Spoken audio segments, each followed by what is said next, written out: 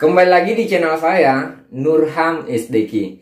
Oke sahabat sosial, kali ini saya ingin membahas salah satu bantuan dari Kementerian Sosial, yaitu bantuan kewirausahaan yang total bantuannya adalah 3,5 juta per keluarga. Ada 3 poin yang akan saya bahas kali ini. Pertama, bantuan kewirausahaan ini itu diperuntukkan untuk siapa? Apa saja syaratnya dan bentuk atau jenis usahanya seperti apa. Makanya tolong disimak baik-baik videonya, jangan di skip dan pastikan kamu sudah mengklik tombol like-nya.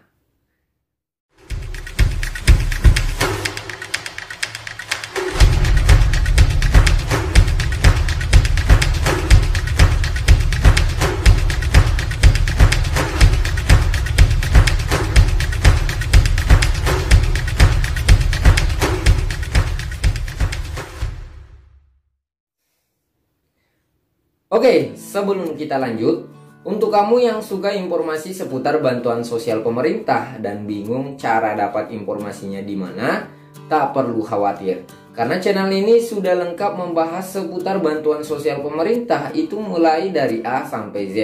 Seperti bantuan PKH, BPNT, sembako, KIS, KIP, hingga KIP kuliah.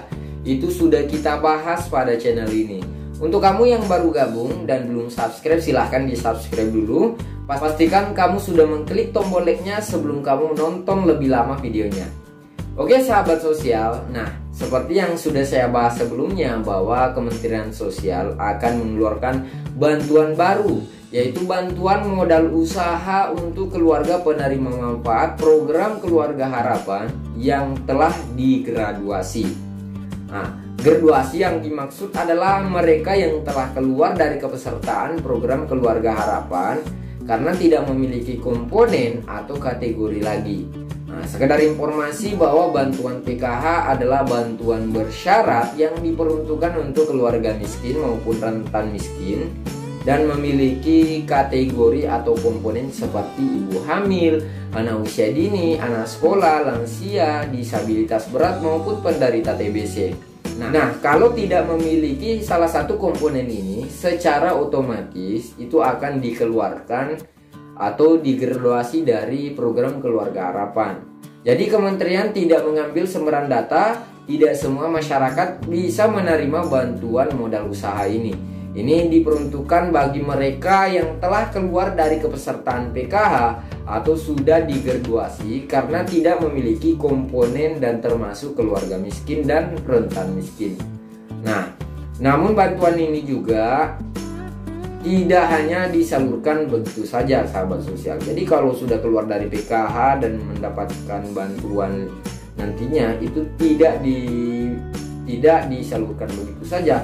Target bantuan ini diharapkan keluarga penerima manfaat nantinya mampu merintis usaha dalam menghadapi masa pandemi COVID-19 ini dan mampu bertahan di masa sulitnya ekonomi saat sekarang ini. Nah, sekarang pertanyaannya, sekarang berapa sih nominal bantuannya? Nah, pertama, bantuan ini nominalnya diperkirakan mencapai 4 juta secara keseluruhan, di mana dalam tahap awalnya akan dicairkan Rp500.000 dulu.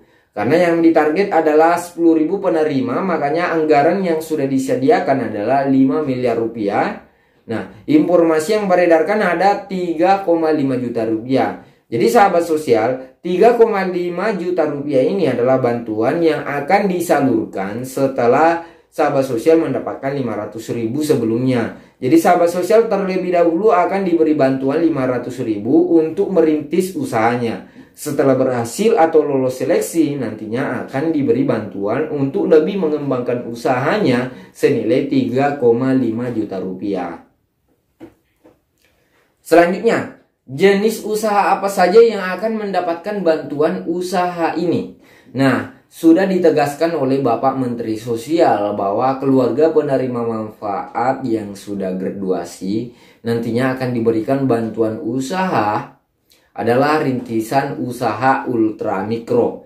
Nah, bisa penjual sate, penjual jamu, sayur keliling, penjual donat, atau penjual gorengan dan sebagainya nantinya akan mendapatkan bantuan ini. Nah, sebelum kita bahas jenis-jenis dan contoh bantuan usaha ultramikro, kita bahas dulu masalah regulasinya. Jadi sesuai rilis Kementerian Keuangan bahwa usaha ultramikro merupakan usaha yang berada di lapisan terbawah, yang belum bisa difasilitasi perbankan melalui program kredit usaha rakyat. Jadi usaha ultramikro merupakan strata paling bawah dalam usaha mikro kecil menengah atau UMKM yang dikerjakan hanya oleh satu orang dengan modal berkisar 1 juta hingga 2 juta. Nah, jadi sahabat sosial yang tergolong masyarakat berpendapatan rendah atau miskin, ini bisa meliputi antara lain penjual asongan, penjual pedagang kaki lima, warung kecil, bakul pasar, dan pekerja informal lainnya dengan pemasukan harian begitu. Nah, sekarang saya ingin memberikan contoh jenis usaha yang bisa dijadikan rekomendasi sahabat sosial untuk memulai usahanya nantinya dengan modal kecil seperti bisnis kuliner dan jajanan tradisional. Jadi sahabat sosial, bisnis jajanan tradisional bisa menjadi contoh usaha ultramikro yang layak sahabat sosial contoh. Kalau sahabat sosial misalnya punya skill atau hobi membuat kue, ini bisa menjadi salah satu rekomendasi untuk sahabat sosial. Pasalnya, selain berkontribusi untuk melestarikan jajanan tradisional, usaha ini juga bersifat padat karya. Jadi jika suatu saat nanti bisa sukses, maka akan membuka banyak lapangan pekerjaan di lingkungan sekitar sahabat sosial. Bukan kue tradisional saja sahabat sosial, jadi bisa juga merambah ke kuliner-kuliner lainnya. Misalnya donat, bubur, bahkan mungkin bisnis kopi yang sekarang lagi booming. Selanjutnya bisnis yang bisa sahabat sosial geluti seperti buka toko sembako. Seperti kita ketahui, setiap orang memerlukan kebutuhan sehari-hari seperti pasta gigi, sabun mandi, deterjen, gula, beras, dan bahan pokok lainnya. Membuka usaha toko sembako juga sangat menguntungkan jika sahabat sosial konsisten menjalankannya. Yang penting isi jualannya jangan dihabisi sendiri atau hanya dikonsumsi sendiri. Selanjutnya usaha agrobisnis.